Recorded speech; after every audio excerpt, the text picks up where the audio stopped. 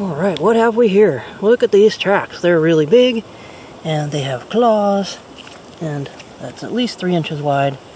These are overlapping tracks of a black bear. Look right here.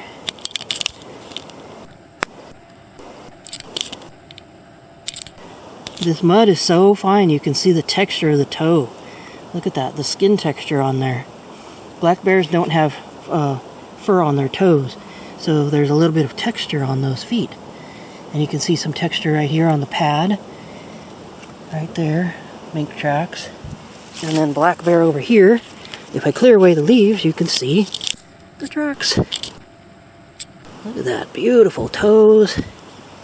There's another one. So, black bears have a large pad and 5 toes, which aren't all showing here because he stepped on this grass, but the shape of this pad goes from wide on this end and it narrows towards the inner edge right here.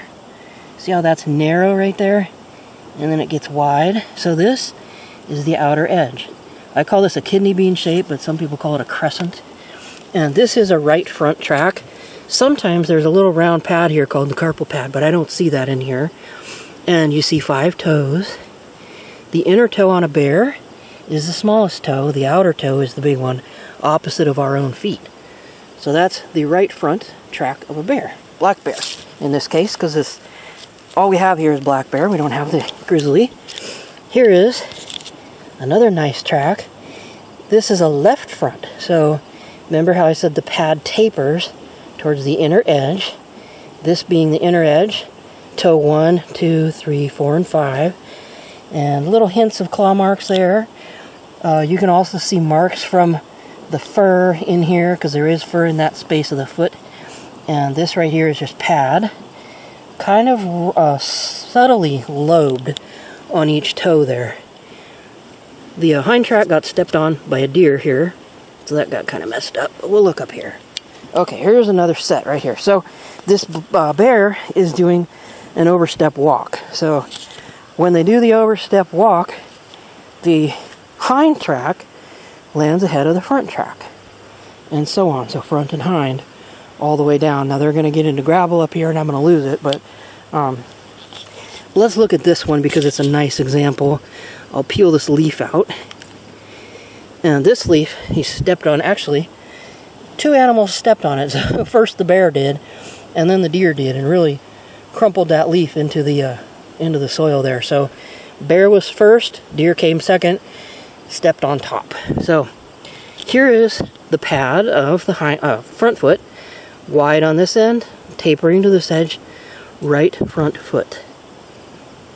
Here is the heel of the hind foot, which has a longer heel, but right here there's a little triangular space on the bear's foot where there isn't a pad.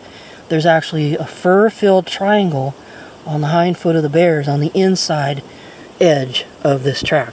So the long, straight edge is to the outside of the track. This is the right side. He's traveling that direction. And the long edge is on this side, tapering towards that way. If you just see this part of it and you don't see the entire heel, you could mistake that hind track for a front. In this case, the bear did show claws. Now, black bears have claws. They do not always show them in their tracks. That's another one of those misconceptions in tracking. You will not always see claws in bear tracks.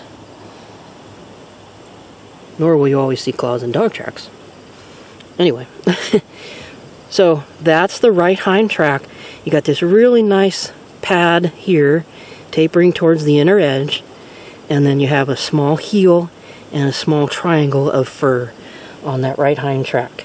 Toe 1, 2, 3, 4, and 5, and then a deer plopped its foot right there, plop, plop, right on top of the bear track, and messed up the toes. But that's okay, because we can still tell what it is.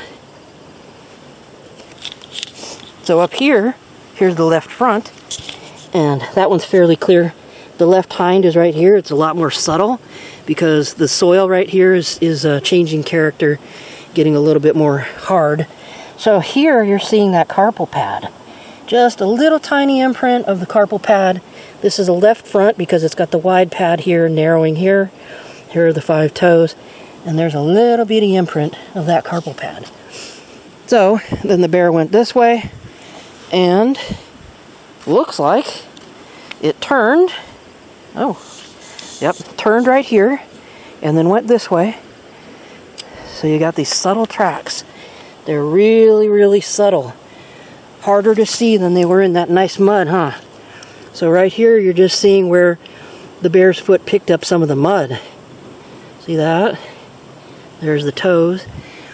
And then it went out into this stuff. This is gravel with mud on it. There's one of the bear's tracks, but it's getting really difficult to see them out here, so I'm going to skip ahead and try to find you some better soil to show you. Okay, I relocated the bear. Here it is. It has left a single good track out here, right on the edge of the water, and probably came down here to get a drink a little while back, but there's depressions here where it walked up, but the best track is right there, so I'm going to show you that one. Here we go. Look at that. The lighting is not that good right now. There's not a lot of contrast, and the hind track is very difficult to see here, but you do have a hind track right here. Here's the heel, right here. Here's the pad, and here are the 5 toes. Very hard to see because the lighting is really terrible, but you have this right front track here with your 5 toes, the wider edge of the pad narrowing to this side, and the same thing here. You have the pad narrowing to this edge. Here's that little triangle of fur, and here is your heel. So here's a little secret that I use. On days when the lighting is just terrible, you can help yourself see the track by adjusting the lighting. Take your flashlight and place it at a very low angle so that the light goes across the track and creates shadows, and you can move it around to make the shadows a little better. I'm going to sit this right on the ground, right at the toes, and notice how the light is coming across here, and it's bringing out the shadows and allowing you to see those toes. So use a flashlight to your advantage if you have one in your pack. And these bright lights, these bright LEDs are very nice. So see here we can see the heel, and there's the pad coming up, and there's the toes. And that's because I got this light very low to the ground. Same thing here. See how I've got it right almost at the ground surface, shooting it across the track to bring out the shadows and show you those toes in this fantastic right front bear track. And here is the right hind, the same way. So that's the little trick you can use when you're out tracking. If you have a sunny day and the tracks are too bright, shade them, put a shadow on them with a hat or something, and then use a mirror to reflect the light across them the same way that I just showed you with a flashlight. If you can control the light, you can bring out the details of the tracks and make them a lot easier to see. So here's the black bear's trail. It looks like came up here and planted both front feet here for a moment in a pause.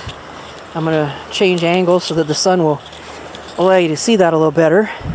So that's the left and the right front foot facing me. And it looks like what happened is the bear came over here, paused and planted both feet for a moment, and then stepped off and walked this way in an overstep walk. So we'll follow that in a moment, but let's look at these pause tracks right here. Pause meaning stop and sit for a moment and look around. So hind track looks like the right hind track, or excuse me, yeah, that's the right hind. So here is the short heel and the claw marks facing this way a little bit of the left front, and here's the right front with its pad tapering to the inside, claw marks kind of facing that way a little bit. And then the bear stepped off and went this way. So the sun is at a terrible angle right now, and I'm walking on otter tracks, which is a bummer, but I want to show you the bear too. So I have a separate video for the otters. Okay, the bear's in an overstep walk, front track, hind track, here, and here, and here, and here. So it's coming down the river bar, and here's a nice example of a track. There's a nice front track to show you. There, I'll just show you a close-up of that one. So here's the nice pad, all 5 toes, the small inner one, the bigger outer toe, and the claw marks are showing. And there's the hind track. And so the bear went down this river bar. And it looks like coarse sand right here, which is terrible for following. But I just wanted to show you that this bear is using an overstep walking gait. And this is their preferred gait usually. It's right along here. I'm there making a mess in all the sand. But there's the black bear. And that was a real treat to find. It is middle of November, so the bears in this area are not denning yet, really. We don't have a very harsh winter. We don't get snow. So the bears usually don't den very much around here.